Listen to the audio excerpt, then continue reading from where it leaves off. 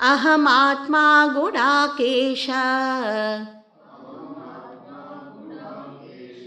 Sarvabhutashaya Sthitah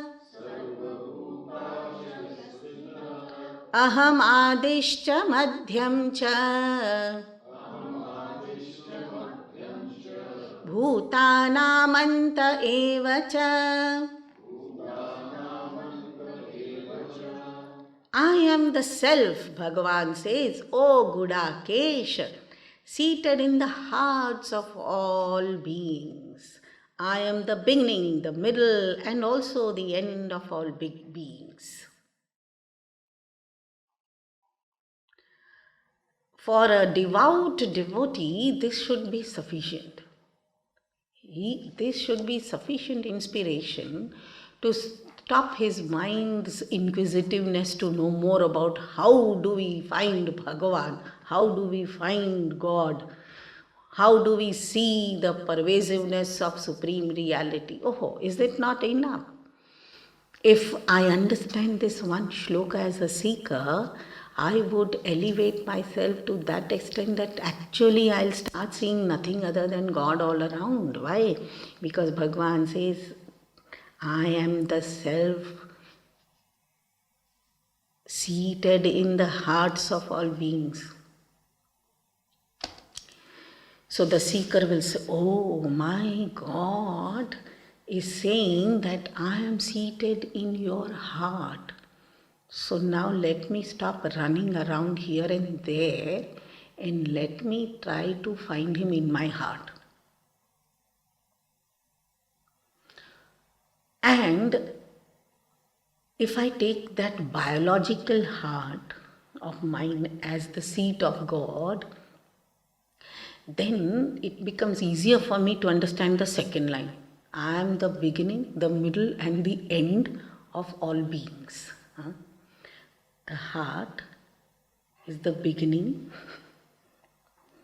As long as the heart does not start pumping, it's just a lump of flesh and blood, a part of mother's body. It is not a separate being. So we can now understand, oh, this is easy to understand. On the same basis, you have to understand the spiritual aspect of it also. How conveniently we understand this heart and its function.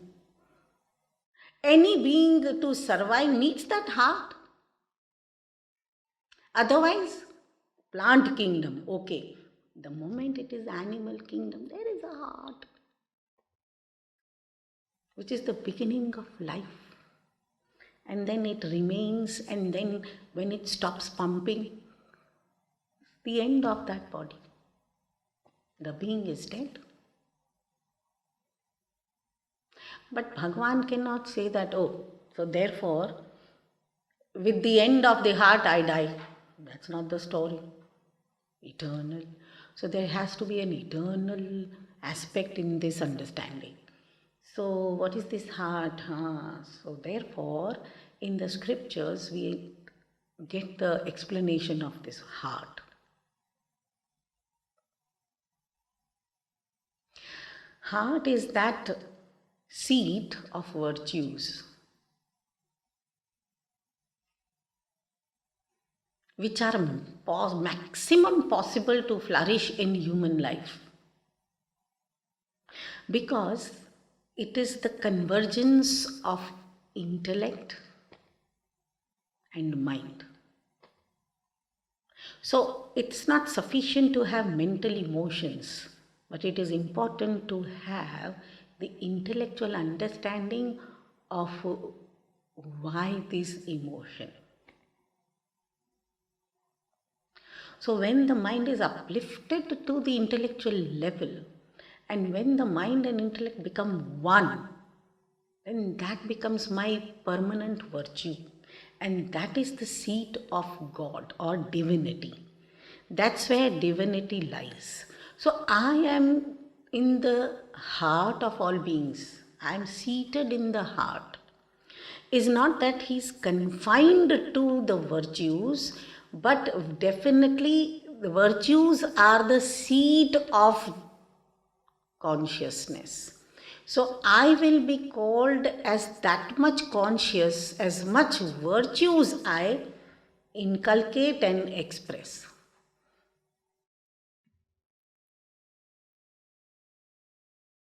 In fact, to understand the existence of consciousness, I have to have that much virtues. I have to be that much virtuous. My virtuous aspect of my existence makes me aware of pervasiveness, of goodness, of divinity, of consciousness, of Paramatma, of Supreme, whatever you can say.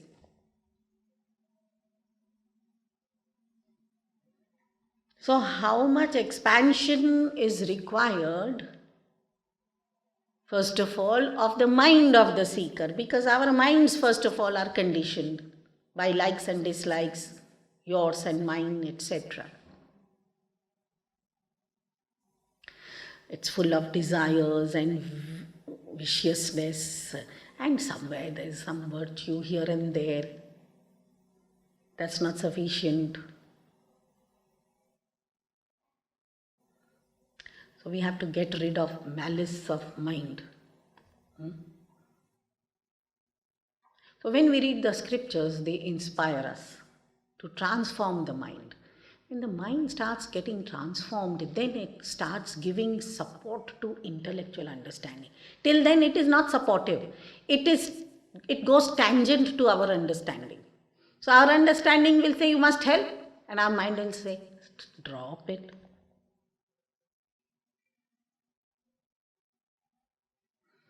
Our intellect will say, that's the righteous path, and the mind will say, drop it, satiate your desire, so be it, unrighteous, doesn't matter. At least I am gaining.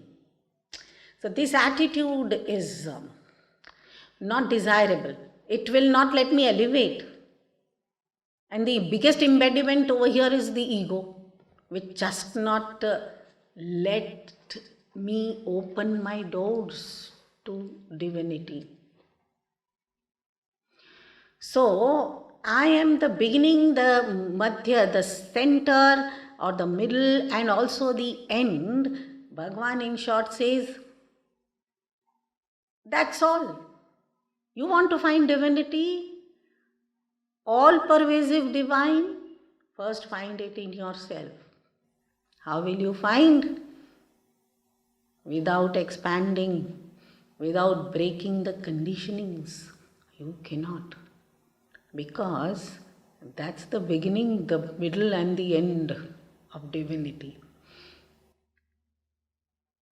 Then what about that which is other than divine, which is also in the creation?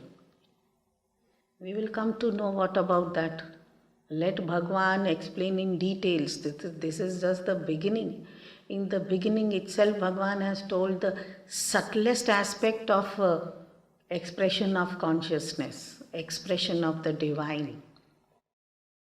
If this can be understood, no further understanding is required. No further explanation is required. So let me contemplate and think about it. Am I able to perceive what God has told? This has to be reflected at the time of meditation. One has to reflect upon what God has told at the time of meditation. But I do not meditate, so therefore just read them. Nothing more than that. These are the verses to be meditated upon. Because in meditation you go internal and subtle.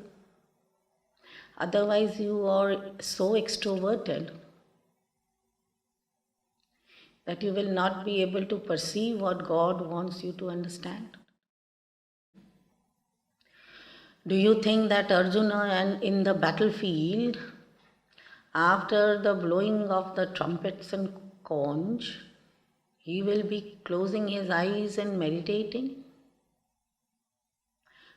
He is able to reflect immediately because of his elevated stand, that is able to reflect upon what God is telling him. But a man, a seeker, will have to sit down and meditate. Day in and day out, day after day, for months and years, if you meditate on this one shloka. Ahamatma Gudakesha. This word Gudakesha itself is explaining the quality of Arjuna. He has won over the sleep. He has won over his ignorance. He has spent sleepless nights to excel in archery. He has worked so hard to win over his own mind and intellect, the ignorance of intellect, the emotionalism of mind. He has won over it. That is why he is Gudaka Ish. He is the Lord of sleep. So for him to reflect is not difficult. But he is going to enjoy more explanations as well. We'll have to sit down on the seat of meditation and reflect.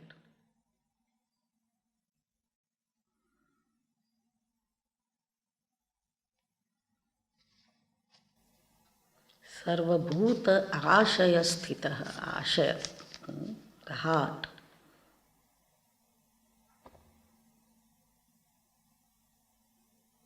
Dive deep into your heart and reflect. It is the heart which makes, as the physical heart makes the whole body function. So also, it is the divine in me which is making the whole subtle and causal body also function.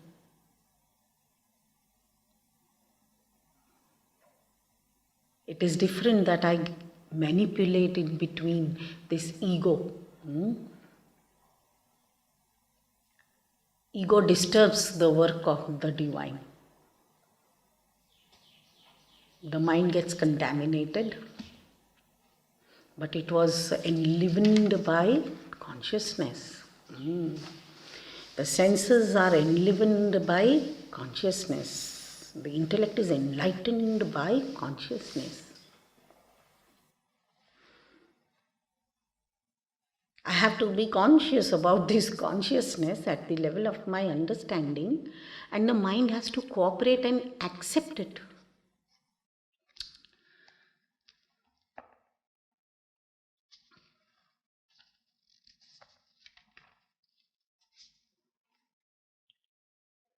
Now, further ways to meditate. For Arjuna, maybe, not for me.